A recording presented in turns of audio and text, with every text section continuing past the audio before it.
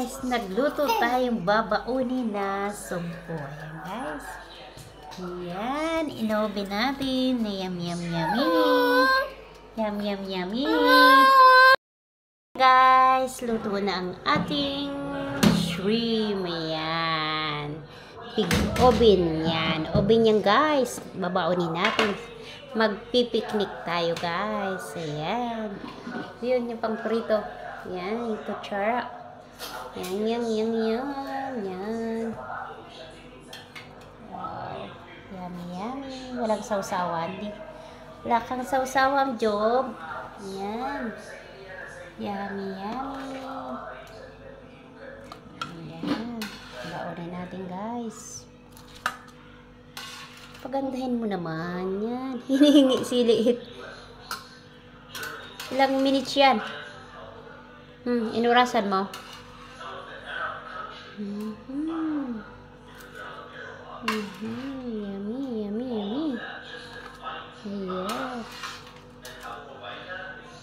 Ayan.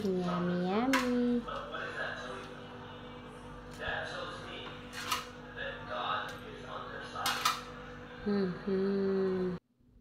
Ito pa ang ating ulam guys. Ayan, menudo at saka adobo at saka nilaga sa lunang baka. Ayan guys, at hummus para sa kubos at parata o chapati at tulingan guys. Yan ang ating masarap din na pansit na may karning baka at mechado. Ayan guys, na napakasarap. Ayan, di mawala ang ating mga masarap na ulam. Ayan guys, nandito na tayo sa ating pagpiknik dito sa Korea Wadi Dam. So guys, ayan, napakaganda dito guys. Talagang mapawaw ka sa ganda ng view dito guys. Talagang ang sarap pa ng simoy ng hangin mga kapatid. Napakaganda dito guys.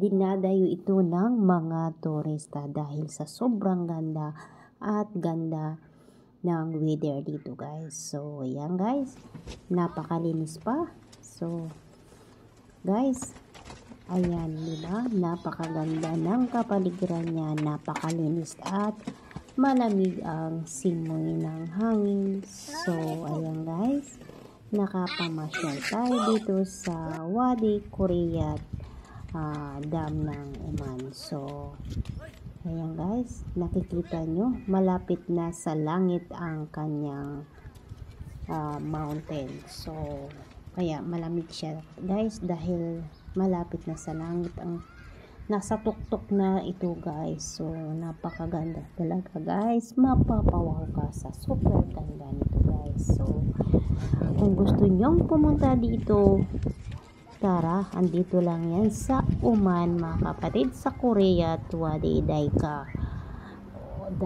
So guys, sana nag-enjoy kayo sa panonood ng aking video.